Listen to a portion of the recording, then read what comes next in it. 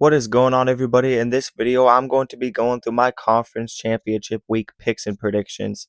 I'm going to go through each conference championship game. I'm going to predict the score as well as the spreads and the over-unders and break down each game. Before we do that, let's look at how I did last week with my predictions for every game in week 14. Overall, picking the game straight up, I went 46-21. So definitely could be a little bit better overall picking games straight up, but there were a lot of rivalry games. But against the spread and my over-unders, I went above 500, which is pretty decent. I went 35-32. And before we get into the predictions for this week, here are the 3 members I want to shout out that joined my membership recently. If you guys would like to join my membership for $5 a month with exclusive perks, that includes talking college football with me Saturday mornings before the games start, then that would be down in the description below, where you can join my membership, and if you want to talk college football, you can join my Discord server. But let's get into this week's predictions. Starting off Friday night, Jacksonville State will play Kennesaw State Friday 7 p.m. Eastern Time. It is hard to beat a team twice, and I think these two teams are very similar. Both these teams are new to the FBS, and both of these teams have pretty explosive offenses. Jacksonville State with one of the top running backs in the country, Cam Cook, who's ran for 1,500 yards and 15 touchdowns this season.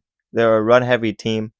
While Kennesaw State's Odom at quarterback has went 17 touchdowns passing the ball and 6 interceptions. He's had a very solid year. And number 1 receiver Ben Yards having a big season with 9 touchdown catches, 877 yards. These two teams will be playing for the Conference USA title. Kennesaw State struggled to run the ball in this game last time, but Odom also had 3 interceptions that really cost them the game. And they battled with Jacksonville State to the finish. Jacksonville State took a field goal to go up by 2 touchdowns with under a minute left. But with how Kennesaw State's been able to run the ball the last few weeks, and with them getting their rematch, I do think they'll win this time around. I think there'll be some points scored. So give me Kennesaw State 34-30, covering -1.5 and a half the over. The next game is James Madison versus Troy. This game will also be played Friday 7 p.m. Eastern Time. James Madison has a very decent shot at the playoffs if they win this game. All they need to happen is for Virginia to lose to Duke. It is guaranteed that the winner of North Texas and Tulane will get in over James Madison, because Tulane's already 5 spots ahead of James Madison. North Texas is 1 spot ahead of James Madison. So either way, James Madison will not jump any of those teams. James Madison has one of the best rushing offenses in the country, and Troy has really struggled to stop the run this year. So I do think this will be a huge advantage for James Madison. Troy also doesn't have a great offense, and they've struggled at times to move the ball. I really do think this will be a lopsided game. I expect James Madison to control this game and probably run a lot of the clock, but I really expect them to win this comfortably. They've been dominating a lot of the Sun Belt teams. So give me James Madison 38-13, cover in -21.5 and I have the over. The next game is a top 25 matchup between Tulane and North Texas, Friday 8 p.m. Eastern Time. Tulane has had a stout defense under head coach Jon Sumrall, but with Jon Sumrall leaving to Florida, there's some question marks, and Tulane's passing defense is very bad, and it's got exposed at times this season against UTSA where they got blown out, and in the Florida loss. Tulane is able to compete with some very good teams if they play their best game, but they also have some big holes, and North Texas has one of the top offenses, especially passing the ball in the nation. But Tulane will be able to keep up with North Texas. North Texas doesn't have a great defense themselves. They are giving up over 200 rushing yards per game, which is near the bottom of the country. And Tulane is very good at running the ball, and they got a good quarterback in Jake Retzlaff. So expect a lot of points in this game. Both these teams are going to fight hard for that playoff spot, and I think it's going to be close. But ultimately, Tulane could be turnover prone at times. And I'm going to say, with this North Texas defense forcing a lot of turnovers this year, they'll find ways to force a couple turnovers in this game, and it will make the difference. So give me North Texas to win a shootout 38-30, cover in -2.5 and I have the over. The next game is Boise State versus UNLV, Friday 8 p.m. Eastern Time. While a lot of people are probably assuming a Boise State win because of how it went last time and how the games have went the last 3 times they played, Boise State being pretty dominant, I don't think Boise State is the same team without their quarterback Maddox Madsen, and UNLV's defense has stepped it up a bit lately. UNLV went for 31 points on this Boise State defense last time, Thomas has been going off lately. He's a very good running back, and Boise State's run defense struggles. The passing game without Maddox Madsen has struggled. He did throw the ball for 340, the backup quarterback, Max Cutforth, against Utah State, but he also went around 50%, and I do think UNLV is going to be looking for their revenge in this game.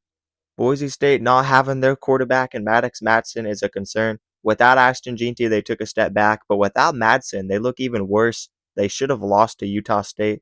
They had that bad loss to San Diego State 17-7. So I just think UNLV is more two-dimensional and they'll be able to make enough plays to win this game in the rematch. So give me UNLV 35-28, cover in the spread, and I have the over for this game.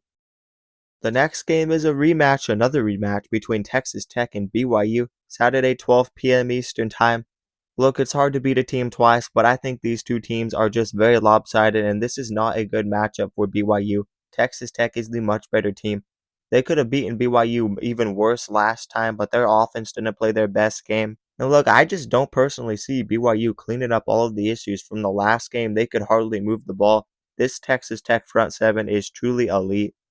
Give me Tech to dominate this game. I don't think it will be much different from last time. I like Texas Tech 35-10, covering -11.5, and I have the under for this game. The next game is Western Michigan versus Miami, Ohio, Saturday 12 p.m. Eastern Time. I really do think Miami, Ohio is just the all-around better team. They've kind of swapped in between a couple quarterbacks with injuries and more so, but they haven't had a huge quarterback problem. They've been able to have efficiency. They can run the ball pretty well, and their defensive front's good. Last time, they went on a fourth quarter rally and beat this team by double digits. And I think that might carry over from the last time they played. Their quarterback, Lowry, has been one of the best dual threat quarterbacks in the group of five. He's the reason this offense has been able to run the ball efficiently. He leads them in rushing at quarterback. But Miami, Ohio's been good at stopping the run, and they've been pretty good at forcing turnovers, and I think it will make a difference in this game. I think this is a well-coached Miami, Ohio team. They're always good. I think they win the MAC another season. Give me Miami, Ohio 24-21, covering +3.5, and I have the over. I do think it will be close because it's hard to beat a good team twice. The next game is Alabama versus Georgia, Saturday 4 p.m. Eastern Time. Something in me really wants to pick Alabama to win this game because Kalen DeBoer has not lost to Kirby Smart. Kirby Smart is like 1-7 against Alabama, period. He's beat them one time, but the only time he beat Alabama was when he got the rematch on the national title. And right now, I think Georgia is looking way better. They've been playing much better, and they only lost by a field goal last time. It's hard to beat a team twice. I know Alabama has owned Georgia, but I think it's going to be different because they're playing for a second time. It's also going to be played in Mercedes-Benz Stadium. I do think Georgia has more home field advantage in this game. Georgia's run game has been very good, and Alabama has really struggled lately. I think Georgia could control this game as long as they play up to their standard. So give me Georgia to win this game 31-21, cover in -1.5, and I have the over. The next game is Ohio State versus Indiana, Saturday 8 p.m. Eastern Time. We have ourselves a potential national title preview. The number 1 team in the country playing the number 2 team in the country. The only 2 undefeated teams left in college football. You got a battle for the 1 seed, a battle for the only undefeated team left, a battle for the Big Ten title, a battle for potentially the Heisman Trophy. There's so much on the line in this game, even if it's not a playoff eliminator. Even if some people think this game is pointless, this is what college football is all about, and I think this is going to be a very exciting game. While Ohio State was able to win the game on the ground against Michigan, they ran for over 200 yards. I think this Indiana defensive front is the real deal. Just look at what they did to Oregon. Oregon has ran the ball more effectively than Ohio State this year. I will say Ohio State has the better perimeter talent, but they're going to have to make plays if Ohio wants to win this game. I think Indiana is legit this year. They're even better defensively than what they were last season, and their lines of scrimmage have helped them this season. And I think they got an upgrade at quarterback in Fernando Mendoza. And the connection between Mendoza and Elijah Surratt is not something that Ohio State secondary has seen this season. I think this is going to be a hard-fought physical game. Ohio State has struggled to run the ball at times this year. It didn't work out that way against Michigan, but like I said, Indiana's defensive front is so elite. But ultimately, I trust that coaching staff of Ohio State. I trust Ryan Day. I think he has found his footing at Ohio State. We could possibly say he's the best coach in college football. And I think there's going to be enough plays made on the perimeter from Carnell Tate and the number one receiver in the country, Jeremiah Smith, to lead this team to a very close win. It's going to be hard fought, though. I don't see Ohio State just dominating this team like some people think. Give me the Buckeyes 24-21. I'll take Indiana plus 5.5, and I have the under. And finally, we have Virginia versus Duke Saturday, 8 p.m. Eastern Time. The second meeting between these teams. Last time it was lopsided for Virginia's favor. They won the game 34-17. I believe it was Chandler Morris's first game back from injury, and with Chandler Morris, this offense is more potent. And Virginia's defense is one of the most underrated defenses in the country.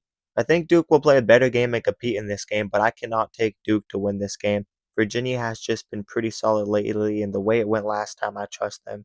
Give me Virginia 31-24, cover in -2.5, and I have the under. But anyways, that will do it for my conference championship week picks and predictions. You guys let me know your picks down in the comments below. And let me remind you guys to like the video and also subscribe to the channel and turn on notifications so you never miss an upload. And if you guys love college football, then you'll love this channel because we upload a ton of college football content and we basically cover everything on this channel. So definitely consider subscribing and also consider checking out my socials down in the description below.